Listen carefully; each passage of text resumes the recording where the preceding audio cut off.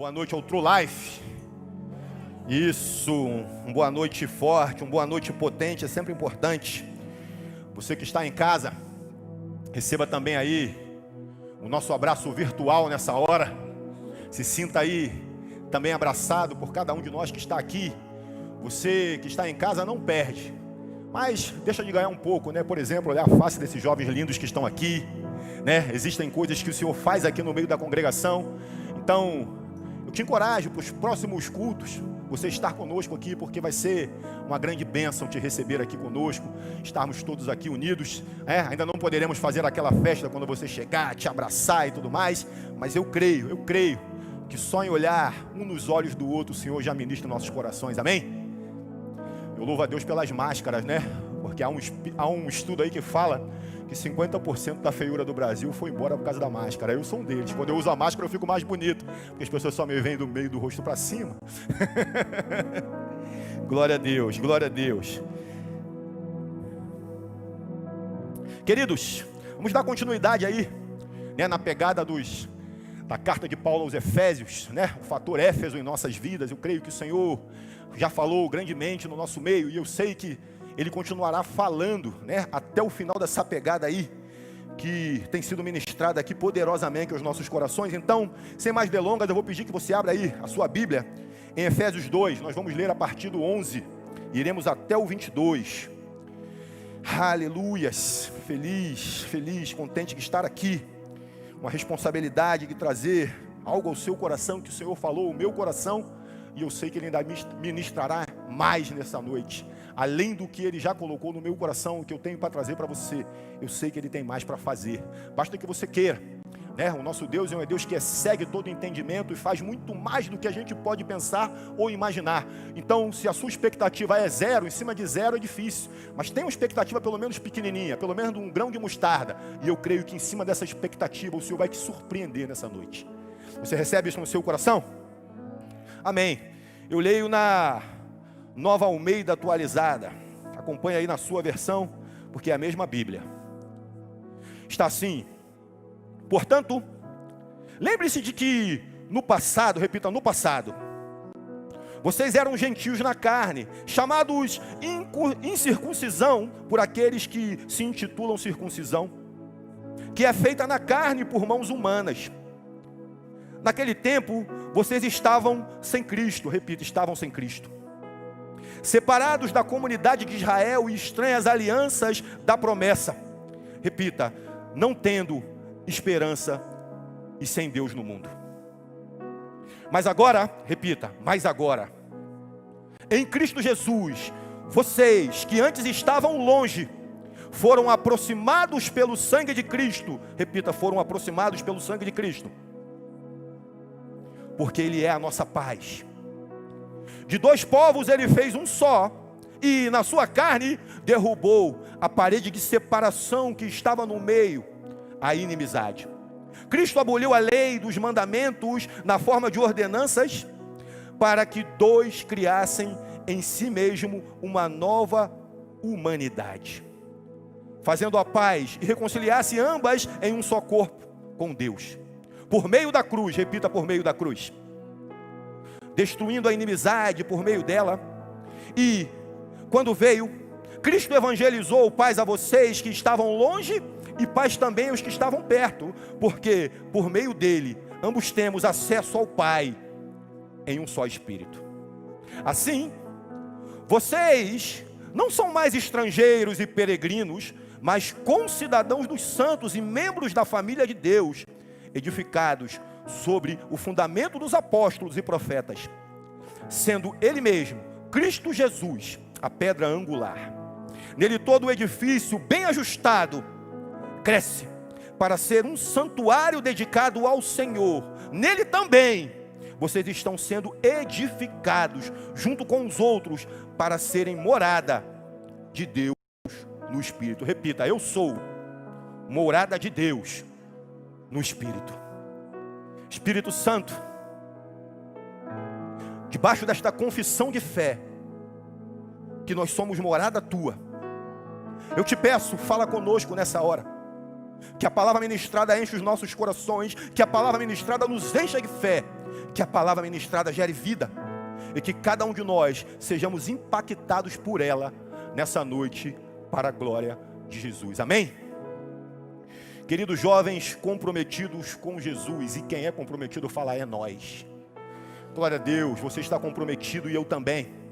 E veja aqui, durante os cultos que abriram essa série, Geração Comprometida, eu fiquei olhando para essa frase, e ela falou muito comigo, muito mais do que o banner como um todo, porque nós vemos ali a cruz, nós vemos ali o olhar de Jesus.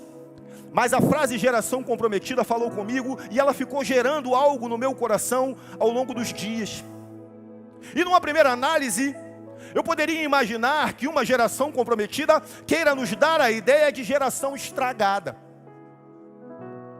de algo que está comprometido como a engrenagem no motor. Quem nunca ouviu falar, esta peça está comprometida, ou este órgão está comprometido? Inicialmente eu tive essa ideia, podendo ser uma das possibilidades de mensagem a ser passada aos nossos corações. Por outro prisma, também não seria incorreto eu imaginar a ideia de compromisso, de alguém que está comprometido com uma causa, ou alguém que está comprometido com outro alguém.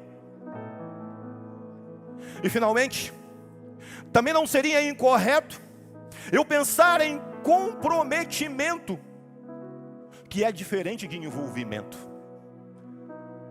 E eu tenho um bom exemplo para te dar da diferença de comprometimento e envolvimento. Basta você pensar num prato de ovos com bacon. Quando você olha para aquele prato, dois animais estão envolvidos ali. A galinha estava apenas envolvida, por isso ela deu o ovo. O porco estava comprometido e deu a sua própria vida. Essa é a diferença básica quando você daqui para frente pensar em compromisso e comprometimento. Algo que é muito maior do que simplesmente um envolvimento. Mas o que teria isso a ver com o texto? Você me perguntaria, e eu te diria: aguarde um pouquinho que eu já te falo. Ao meditar sobre essa passagem que nós lemos, que é a base dessa mensagem de hoje, que na verdade ela começa no verso 1, quando o apóstolo Paulo fala da salvação pela graça, conforme a pastora Janaira pregou na semana passada. E eu vi que Paulo tenta fazer os efésios, e nós também, pensarmos que é importante nós lembrarmos de como eram as nossas vidas antes de nós termos sido salvos por Jesus. Como eram as nossas vidas antes de nós termos conhecido Jesus. Como eram as nossas vidas quando nós andávamos sem a presença dele. Assim, ele diz que todos nós éramos guiados pelo espírito da desobediência. E nós seguíamos as inclinações das nossas próprias carnes. Nós fazíamos as nossas próprias vontades. Isto é, nós éramos de verdade filhos da ira e do pecado.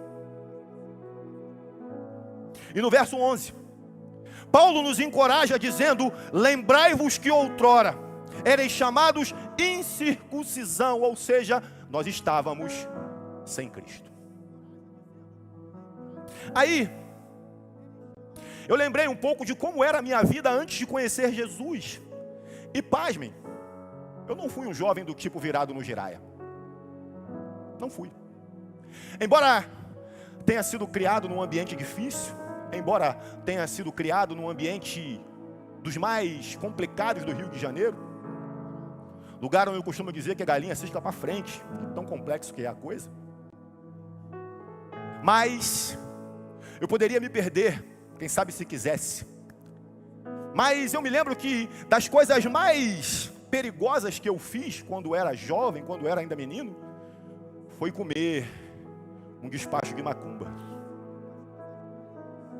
com os meus amigos famintos que voltavam do futebol. E glória a Deus, porque Ele protege os jovens e protege os ignorantes também, como eu. Mas vejam que eu tinha tudo para fazer algo de pior. Mas pela graça de Deus, embora eu ainda não o conhecesse, embora eu ainda não tivesse o aceito no meu coração, Ele já me guardava e Ele já me protegia. Eu me lembro que eu estava morto nos meus pecados, nas minhas paixões carnais, na minha arrogância própria, no meu achismo.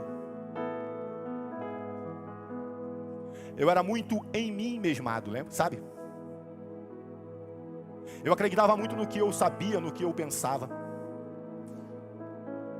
Só comigo foi assim. Eu me lembrei que aparentemente as coisas pudessem ser legais naquela época, mas olhando para a minha vida hoje, eu me pego pensando, onde eu estaria se não fosse Jesus?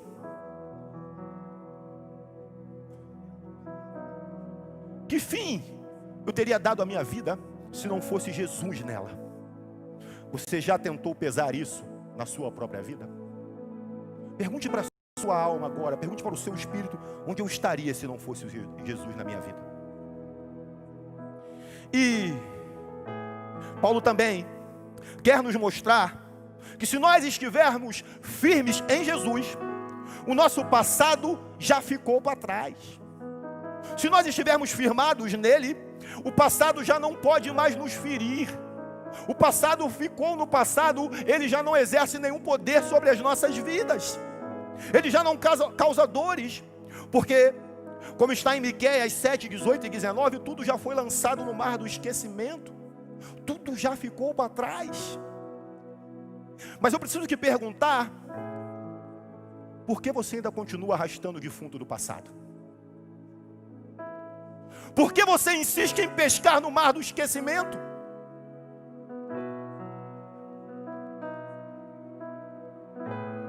Se já te causou dor, se você já se arrependeu, se você não realiza mais aquelas práticas do passado, limpe-se nessa noite. Deixe no passado tudo que ficou no passado e olhe para a cruz.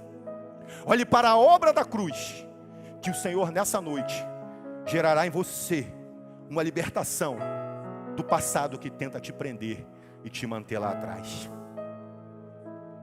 É como se ele dissesse: lembrai-vos de como eram, mas não sejais saudosistas também. Lembrai de como você era, mas não fique suspirando também pelas vaciladas do passado. Porque alguns de nós podem se pegar olhando para o passado e dizer: naquele tempo é que era bom. Só que isso também é um erro. Porque está escrito que em Jesus nós somos novas criaturas, segundo aos Coríntios 5, de 14 até 17. Quem é nova criatura aqui no Senhor? Ah, eu sou nova criatura, queridos. Tenho todos os motivos para acreditar de com força que eu sou nova criatura. E é importante que eu e você vejamos esta evolução nas nossas vidas diariamente, porque é impossível alguém ter um encontro real com Jesus e não ser transformado. É impossível. Ele precisa transformar-nos. Nós precisamos nos deixar ser transformados por Ele. E você, que seguis parte de uma geração comprometida, então no primeiro sentido de comprometido, que a gente está meditando hoje, você deve se considerar estragado, imprestável para este mundo caído de trevas. Os lugares onde você pisou no passado, os lugares onde tentaram sujar as suas vestes, já não podem exercer mais poder sobre a sua vida. É daqui para frente. A nossa jornada é tipo o super-homem para o alto e avante. Não há possibilidade de retrocesso, não há possibilidade de parar, porque parar já é retroceder. Faça um inventário da sua vida e veja como você está evoluindo com o Senhor. Porque o apóstolo Paulo também fala para nós desenvolvermos a nossa salvação. Isso me dá uma ideia de caminhada para frente, para frente, para frente. Sabe aquele ambiente que você ia e agora, quando você volta lá ou tentou voltar, você sentiu meio deslocado? Sabe aqueles lugares que antigamente traziam em você atratividade, até uma falsa alegria, e você voltou lá e se sentiu meio fora do lugar, meio desconcertado, meio desambientado? você está estragado para aquele lugar. Como segunda parte da nossa mensagem, nos versos de 13 a 18, Paulo já fala do presente que nós vivemos, quando nos diz, mas agora, em Cristo Jesus. Agora em Cristo Jesus. E a partir do momento em que você está em Cristo Jesus, as coisas começam a mudar. E como as coisas ficaram depois que você conheceu Jesus? Ficou tudo uma maravilha? Ficou meio que, se num passe de mágica, tudo passou a dar certo? Claro que não. Mas Paulo disse que antes eu estava longe, mas fui aproximado pelo sangue de Cristo e agora Ele é a minha paz. Se ligou que a cruz é uma espécie de bem de Deus para com o homem? Porque quando nós estamos distantes da cruz, quando nós estamos distantes do Senhor, nós estamos de mal com Deus. E por intermédio da cruz, pela obra na cruz, esse é o de bem de Deus para com o homem. E observe que o de mal não partiu dele. O de mal não partiu dele, mas ainda assim, ele faz questão de trocar de bem conosco. Deixa eu te fazer pensar em mais uma coisa. Quem sabe você tenha vivido uma vida de falsa tranquilidade, antes de deixar Jesus entrar na sua vida. Quem sabe você possa até dizer que teve alguma momentânea felicidade, mas você pode dizer que tinha vida. Eu gosto de pensar que quem não está com Jesus é meio Walking Dead. Eu gosto de pensar que às vezes uma pessoa que está com Jesus, sem Jesus, precisa ser muito corajosa para encarar o mundão velho sem porteira lá fora. Eu me pego imaginando como uma pessoa é capaz de botar o pé na rua de manhã sem orar. Porque o mundo é mau, queridos. E nós precisamos da proteção do Senhor todos os dias sobre a nossa cabeça. Nós estávamos mortos e ganhamos a vida abundante de Jesus, conforme está em João 10:10. Nós queríamos tranquilidade, mas nós ganhamos a paz de Jesus, conforme está em João 14:27. Ei, deixa eu te falar, a Bíblia não nos promete tranquilidade, ela promete paz, e é diferente. Sabe o que é paz? É você estar passando num momento de dificuldade, num momento intranquilo na sua vida, e as pessoas acharem que você é louco, porque você não sai do centro, você não sai do eixo, você não se desespera, você não dá piti, você não sai gritando desesperadamente. Você se mantém focado naquilo que você é, naquilo que você tem e naquilo que você pode, e que a Bíblia te diz que é assim. Essa é a paz do céu que excede todo entendimento e tem o poder de guardar a nossa mente e o nosso coração.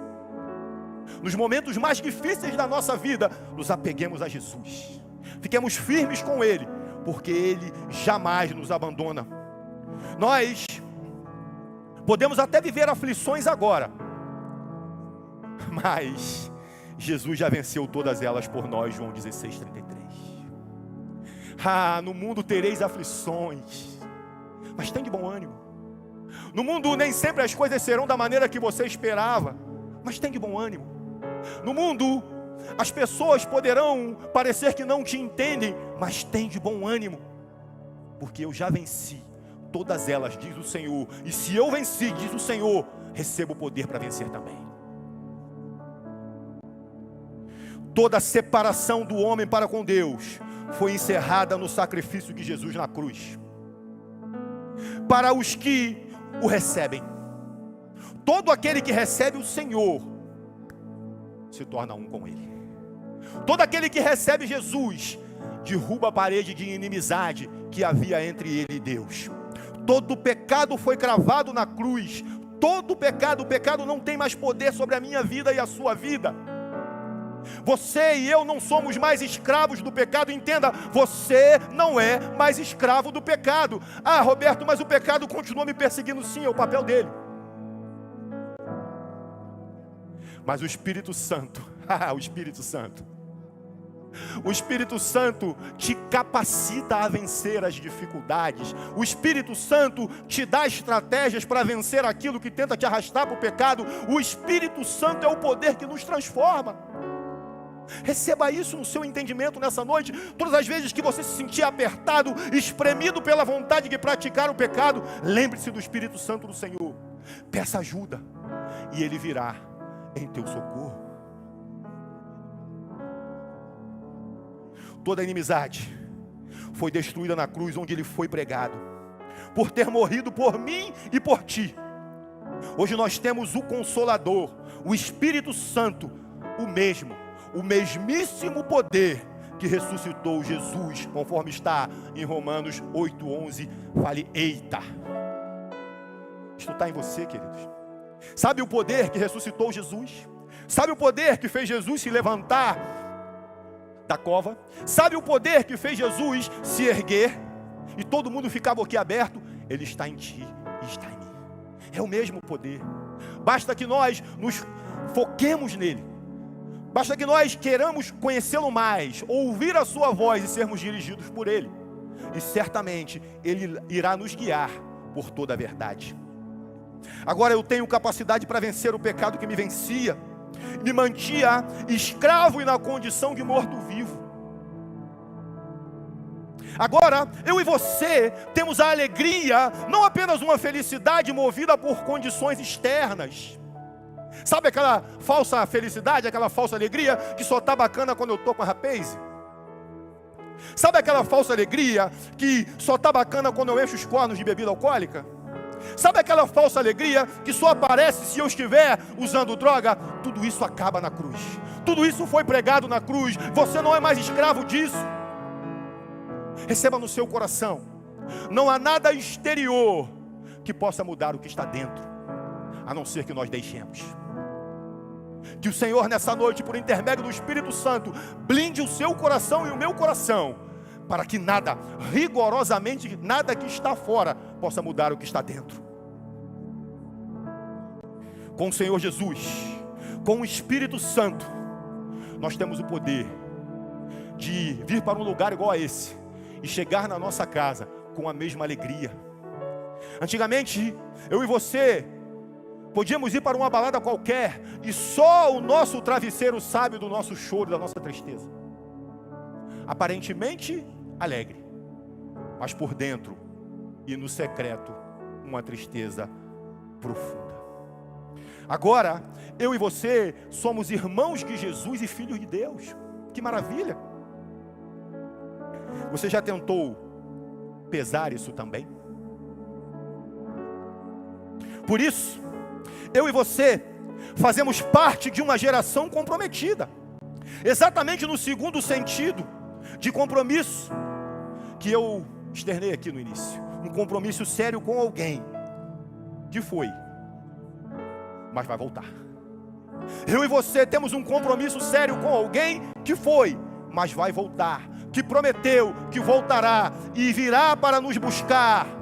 Isso é a igreja do Senhor, e por isso que a igreja do Senhor é chamada de a noiva do Senhor. Ele ainda não casou com ela, ela é uma prometida dele, e compete à noiva do Senhor se manter íntegra, se manter pura até que ele venha. Porque aquele que vem virá, e ele não deixará a sua noiva plantada no altar esperando, não, ele voltará. Está prometido em Apocalipse 19, de 6 a 8, e quem crê nisso deu um aleluias. Aleluias, ele voltará. Deixe isso penetrar no seu coração, deixe isso gerar vida no seu coração, deixe gerar isso, expectativas em você, porque ele voltará, ele prometeu e assim será. Receba isso nessa noite, receba isso nessa noite.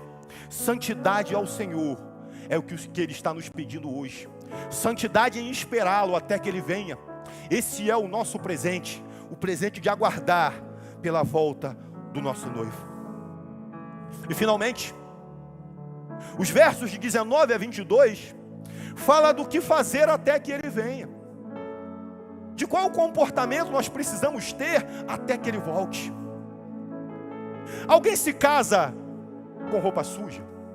Pensa aí você, enquanto eu bebo aqui um golinho de água.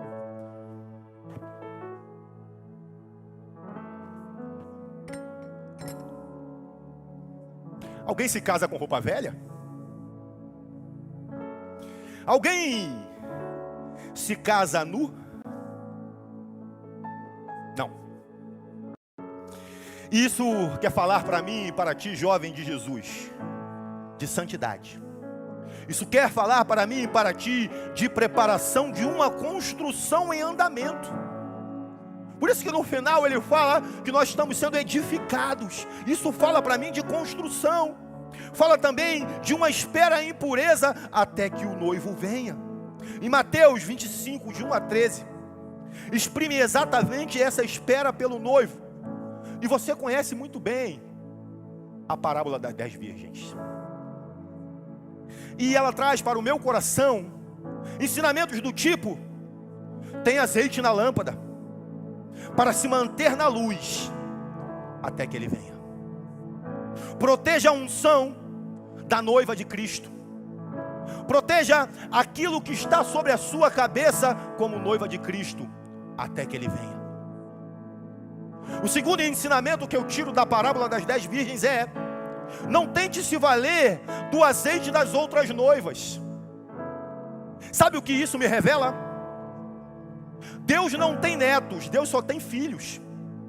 Por isso, não tente se valer da unção que está sobre os seus pais. Não tente pegar emprestado um pouco de azeite do seu líder ou do seu pastor. Tenha suas próprias experiências com Jesus, jovem. Só isso que te vai fazer conhecê-lo mais. Só isso que vai gerar em você intimidade, proximidade com Ele. É falar e ouvir, falar e ouvir, falar e ouvir, e ver o mover dele ao seu redor. As experiências dos outros com Jesus podem servir para nos inspirar, mas você precisa desesperadamente buscar ter as suas próprias experiências com Ele. O que fortalece a nossa fé, o que ratifica a nossa fé diariamente, é nós termos experiência com o Senhor. É sabermos que Ele vive, que Ele está conosco, que Ele está em nós, e Ele pode nos dirigir, se nós deixarmos. Só que existem pessoas que entram no carro com Jesus e o deixam no máximo no banco do carona. E aí, quando ele quer dar um pitaco na direção, baixa lá, roda lá aquela rodinha do banco do carona, e Jesus: fica quieto aí, Jesus, eu sei para onde eu estou indo. Só que quando se perde no caminho, só quando vem as dificuldades, aí clama por Ele. Jesus, onde você estava que me deixou me perder e não serviu para mim como uma espécie de GPS santo? Isso não é pedir ajuda, isso é botão antipânico. Jesus não é o meu e nem é seu botão antipânico. Fala assim: Jesus não é meu botão antipânico. O terceiro aprendizado que eu tiro da parábola das 10 virgens é: cuidado para não estar dormindo e sonhando com o passado, ou distraído com as futilidades do presente, como fazíeis quando estavam mortos, pois o noivo chega a qualquer hora e pode te pegar desprevenido. Ele disse que vem e chegará como ladrão. Sabe o que fala para mim? Desprevenidamente. De repente ele chega. E como ele nos encontrará como igreja? Gosto de pensar que é muito melhor como as coisas terminam do que como elas começam. Sim ou não? E o grande problema desse pensamento é que existem pessoas que ficam postergando a entrega total da sua vida ao Senhor. Ficam, deixando para depois, dando uma empurradinha, vai dando aquele chutinho para depois, empurrando, amanhã eu me entrego, amanhã eu me entrego, amanhã eu me entrego. Só que o amanhã pode não chegar.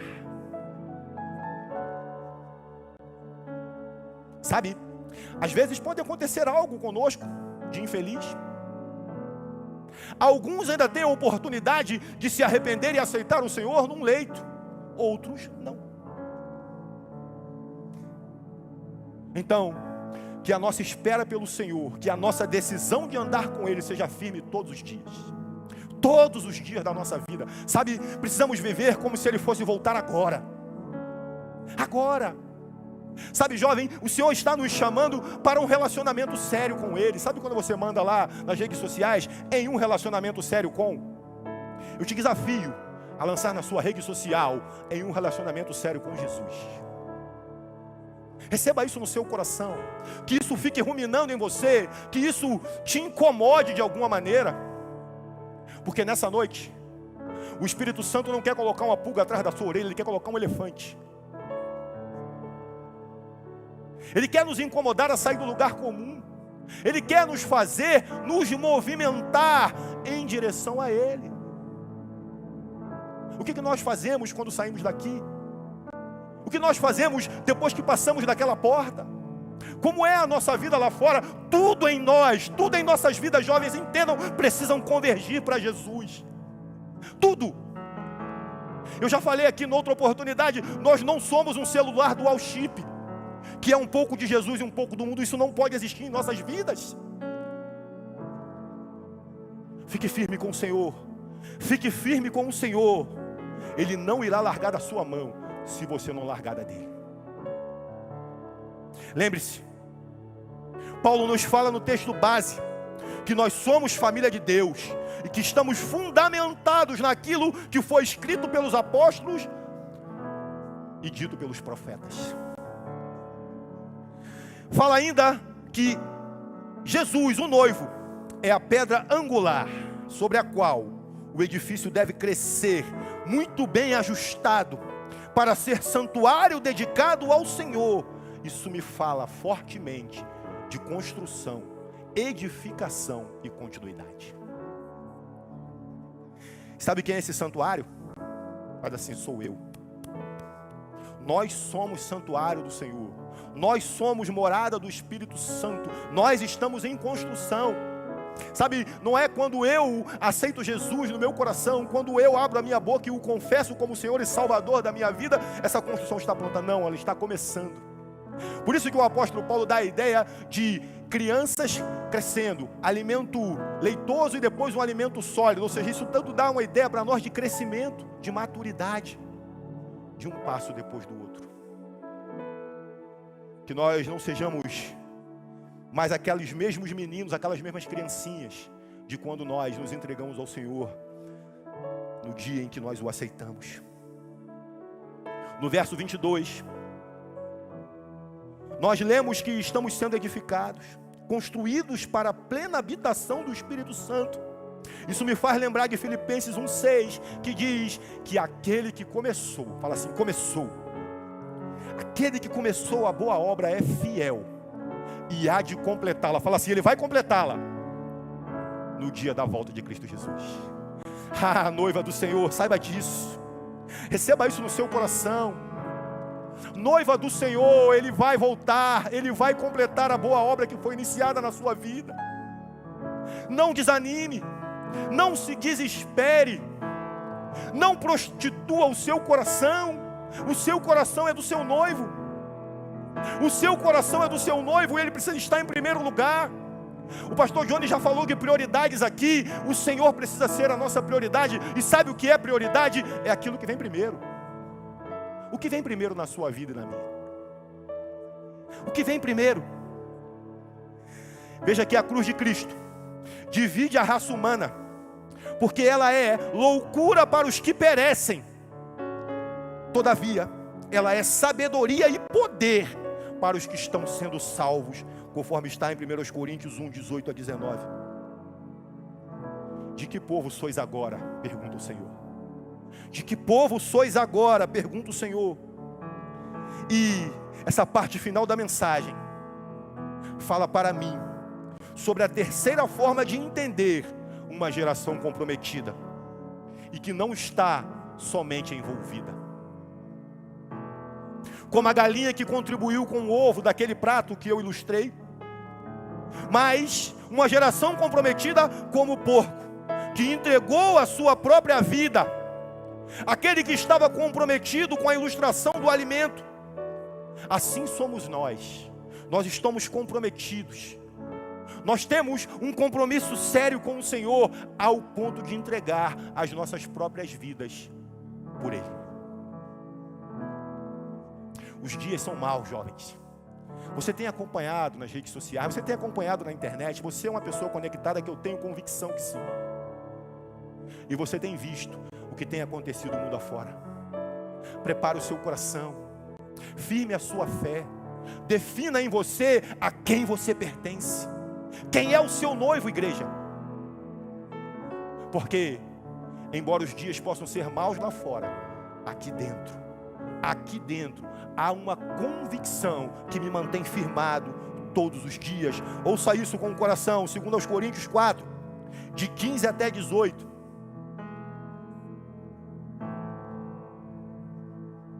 Porque todas as coisas existem por amor de vós, para que a graça, multiplicando-se, torne abundantes as ações de graças por meio de muitos, para a glória de Deus. Por isso, não desanimamos, pelo contrário, mesmo que o nosso homem exterior se corrompa, se desgaste,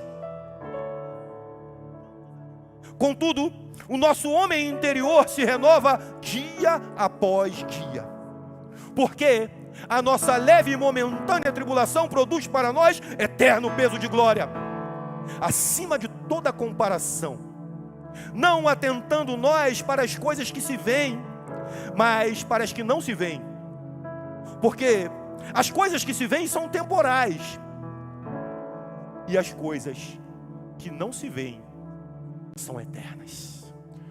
Qual escolha que você faz hoje? O que é temporal, o que vai passar, ou a eternidade? Escolha a eternidade, diz o Senhor. A porta da eternidade foi aberta para mim e para ti, por intermédio da obra na cruz. A obra na cruz nos redimiu. A obra na cruz nos deu uma família celestial. A obra na cruz nos dá uma identidade indelével, que não pode ser confundida. A obra na cruz nos dá uma convicção de morada celestial. Sem cruz, sem luz. Sacrificar é o caminho estreito. Torcer as nossas vontades, as nossas carnes, é o caminho estreito. Não é fácil. É a porta estreita que nos leva para o caminho do céu. E é a única opção de vida que nos foi apresentada por intermédio de Jesus. Morra para o mundo, viva para Jesus, porque grave isso no seu coração: quem nasce uma só vez, morre duas vezes, mas quem nasce duas vezes, morre apenas uma vez. Você é renascido para o Senhor? Você nasceu de novo por intermédio de Jesus? Você recebeu a capacidade de saber que há uma morada eterna para você? Se coloque de pé nessa hora. Eu vou pedir aos jovens da música que venham. E o Senhor quer gerar em nós, nessa hora, um momento de reflexão. Por favor, não pense que essa palavra veio para bater em você. Não é isso, o Senhor te ama. E pelo amor dele que está em mim, eu também te amo. Sabe, jovem, mas é tempo de nós levarmos a sério as coisas com Jesus. É tempo de nós nos reorganizarmos no meio da nossa bagunça interna. É tempo de nós pararmos de olhar para as dificuldades e olharmos para a solução. Tirar o olho das dificuldades, tirar o olhar das coisas pequenas, porque essa vida terrena passa muito rápido, jovem. Não faz muito tempo, eu já tive a sua idade e sei como é que é isso. Mas aprove ao Senhor nessa noite trazer esta revelação que fala para mim e para ti como era o nosso passado, como está sendo o nosso presente e como será o nosso futuro. É muito interessante que as coisas do Senhor normalmente batem no número 3. Passado, presente e futuro. Corpo, alma e espírito. Pai, Filho e Espírito Santo. Veja tantas outras coisas, tantas outras respostas e ilustrações que nós podemos tirar do número 3. Só que o que define a nossa eternidade é o nosso presente. Sabe o que vai definir aonde você viverá a eternidade? É o seu presente, é o que você está fazendo com a sua vida hoje. E eu creio que é por isso que se chama presente. É um presente que Deus nos dá. É a oportunidade de decidirmos o que será da nossa vida no futuro. É a oportunidade de tomarmos a porta estreita, de escolhermos o caminho da vida. Eis que ponho diante de vós 2 caminhos, diz o Senhor, de vida e de morte. E eu, diz o Senhor, ainda te dou a cola. Escolha o caminho da vida para que vivas. Escolha o caminho do acerto. Escolha o caminho de Jesus, que tem um plano maravilhoso para mim e para a sua vida, um plano de salvação, que por intermédio da cruz cravou todas as nossas mazelas lá, que pelo sofrimento do seu Filho levou toda a nossa multidão de pecados e nos deu vida.